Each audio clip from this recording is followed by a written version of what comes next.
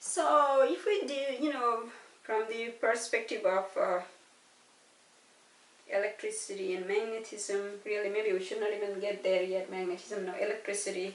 Materials are matters are divided into two main types. One is insulator, another is conductor. Okay, so conductor are those materials in which charges can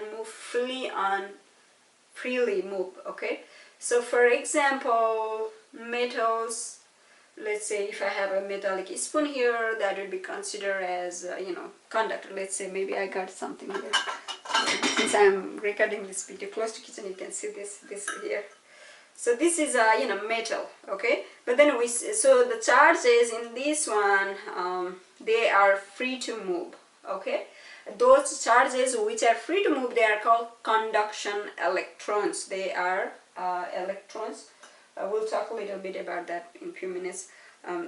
Electrons and proton. Now there are also other type of material. There is another type of material that we call insulator. So insulator charges remain fixed. They cannot move in the material. Okay, so for example, this side right here, I think this is a bakelite. Here, charges, if there are charges, they cannot move. They just remain fixed there. Okay, but here, if we had charges, they just move freely. Okay, so in insulator, electrons are not free to move.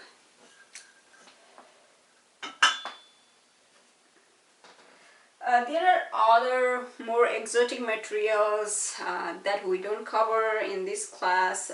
They are called semiconductors and superconductors. Okay. So the main type of materials are conductor and insulator, two types.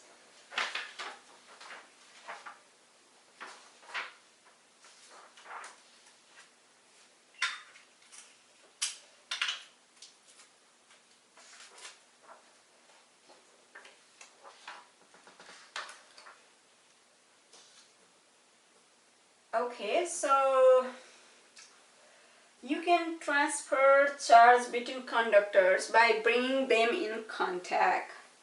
Now let's look at here in this diagram here. There is a sphere, one sphere that has a positive charge and then it is labeled Q. Okay, and you bring another sphere here. Another sphere, it does not have any charge initially. This is a conductor. Both of these are conductors. Now if you bring them in contact, the charges from this conductor, which had charge Q, it is transferred to this other conductor. You need to leave it for a few, for some duration, right? Now after the charge is transferred, if you separate them apart again, then you will see that both of these spheres, now they have equal amount of charge. So initially we had charge Q, but then after they are separated, the charge is Q by 2 in one of the sphere here, and then the other sphere, right over here, another sphere that also has the same number of charge Q by 2. So of course, if this was the case, then initially it must have a total of 6 charges, right? Like this. Okay, so I have 3. These are just to show that. So you see after you separate them apart, the equal amount of charge has been distributed on them. Okay, so this is the case of the conductor. Since in conductor the charges are free to move, we end up like this. Okay, assuming both of these spheres are of the same size, right, same diameter, same material, and so on, same density. Okay.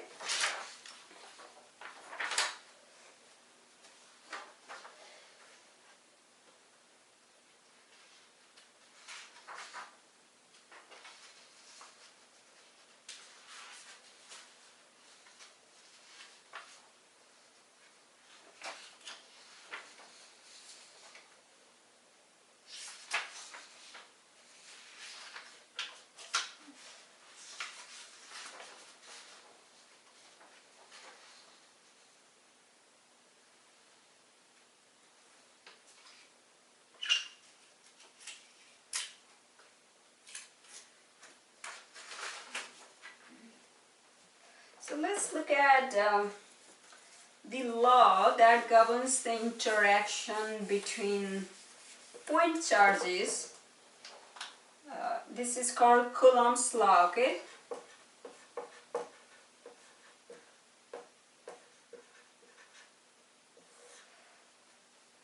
The law that governs the interaction between two masses is called what?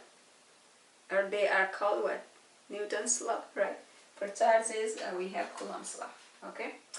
So the Coulomb law defines the force of attraction or repulsion between two point charges, okay?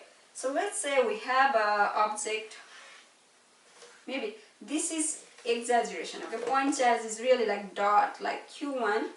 Let us call this as a charge Q1, but since it will be very difficult for you guys to see, so I'm going to exaggerate this here and make it like really like a sphere, but really this is a point, really tiny charges, okay? Q1, and then another charge is Q2. Let's say they are separated by a distance R. Alright, so now if we want to find the magnitude of the force, then the force is given by Coulomb's law, and Coulomb's law says this: F equal to, this means the magnitude, right? F equal to K Q1 times Q2 over R square. Okay, so you put this also to say that it's a magnitude.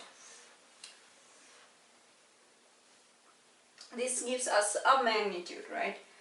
Now Q1 and Q2, those are the amount of charges we have. K here is a constant, R is a separation, right? So K is called Coulomb constant. Coulomb's constant.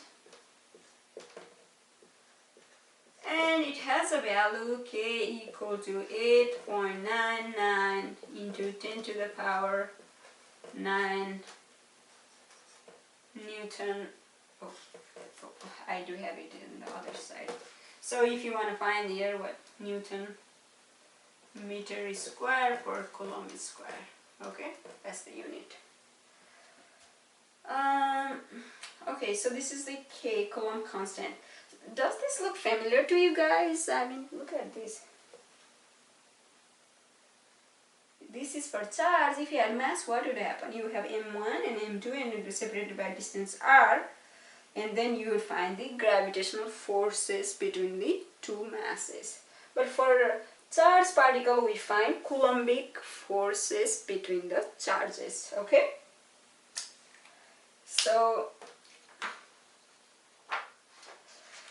this is also called, this is also form of inverse square law, meaning F is proportional to 1 over R squared. So the force decreases significantly as we go away, right, as the distance increases, right? So if we move this charge further away, this force is going to go down, right, by square of the distance. So that's what it means.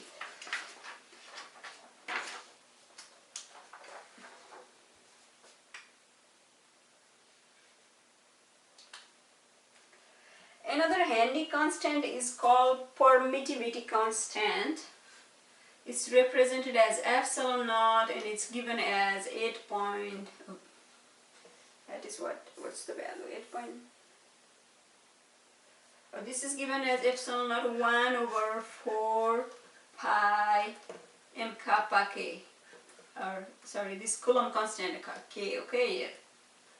K, and that turns out to be 8.85 into 10 to the power minus 12, yes, 12 Coulomb square per Newton meter square, right? It's easy to see, right? It's just inverse, unit should be inverse of what we have here, so Coulomb square per Newton per meter square. So this quantity is called permittivity constant.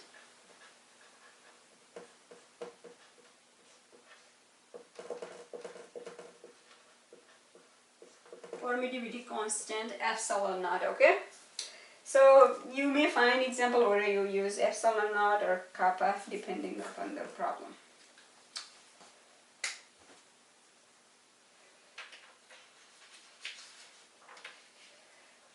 Alright guys, so the important thing here is, okay, so this is a Coulomb's law. The important thing to note here is that this charge, where do we apply this Coulomb's law? See this, we are not talking about this charge is moving with some speed or anything like that, right? So this is applicable for when charge is at rest, or even if they are moving very, very slowly, okay? So this is very important, like Coulomb's law is applicable when charges are at rest, and that's why, since we are talking about these charges at rest, this part of the physics is called electrostatics, okay? So electrostatics.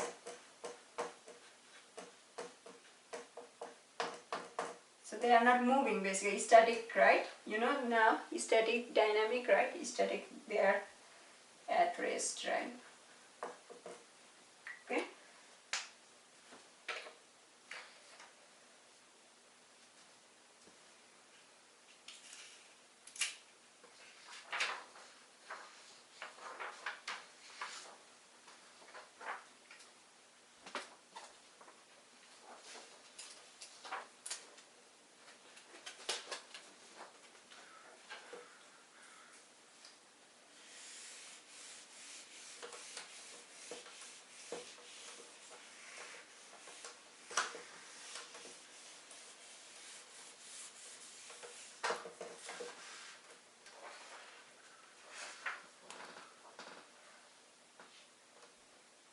Okay, so here is a conceptual question. So please try this before we get to the next slide, okay? So in the next slide we'll show you guys answer, but for now please try this, okay? So use an arrow to indicate the direction of force exerted by charge Q1 on charge Q2 if the charges are number one, both positive or both negative. So we have this gray dot here. This is Q1, this is Q2. You want to find what is the, you want to use the arrow to indicate the force exerted by this charge Q1 on Q2, okay? So here is Q1, here is Q2. So you want to indicate, find the charge, find the force on this charge Q1 due to this Q2, okay? The case number one is both positive or negative, okay? So this is one. Number two, if opposite sign, if they have opposite sign, that is one positive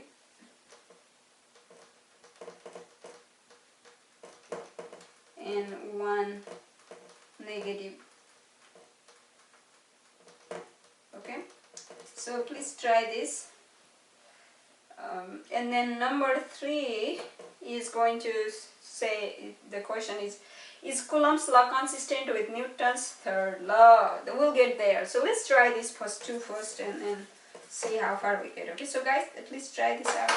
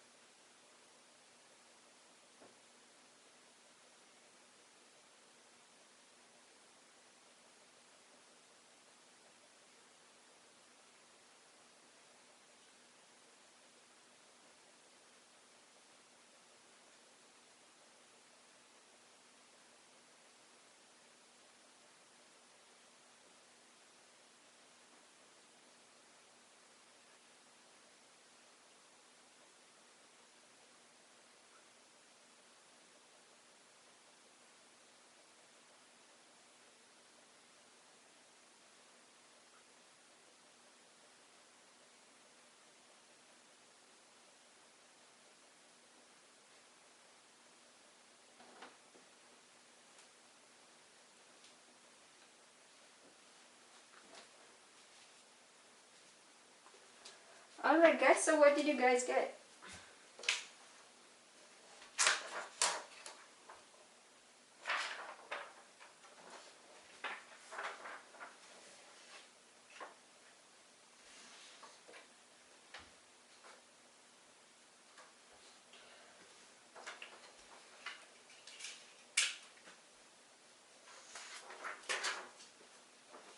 So this is what I have here result. Okay, I'll also draw here. So we are looking at if both charges are same, right? They would repel, and we are looking at the force exerted by this charge on the charge Q2.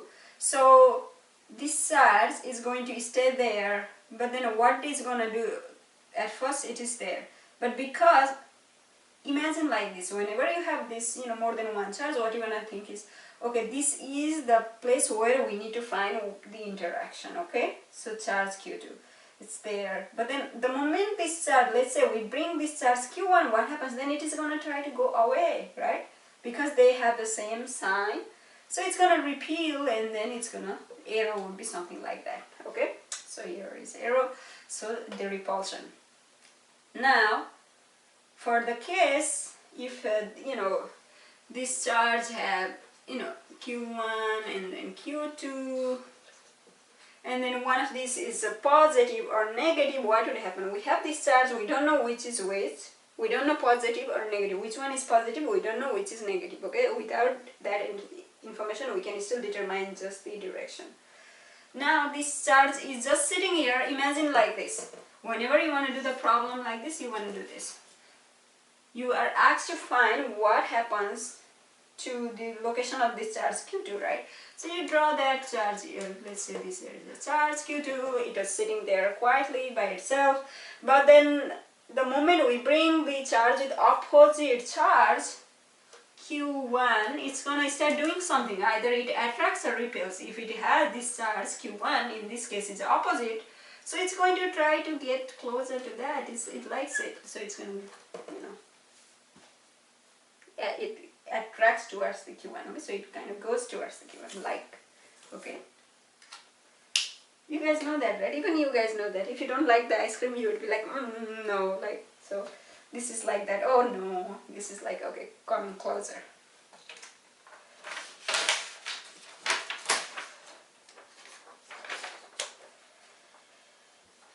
Alright, so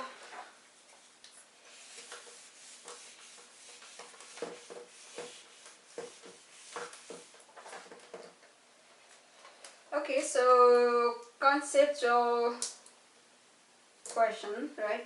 So is Coulomb's law consistent with Newton's third law? Explain. So look at your diagram, you should be able to see that. Is Coulomb's law consistent with Newton's third law? What does Newton's third law say? First of all, it says when there is action, there is equal and opposite reaction. Now, even if we go back and look at this here, so let's look at the cases. The first case we had earlier, I'm going to put it here, okay guys, so let's take this away. So like this, right? So let's take this case here. What happened was, this Q2 experienced, when both of the charges had the same sign, then Q2 experienced the force, that was a repulsive force, and the Q2 is trying to go away from Q1.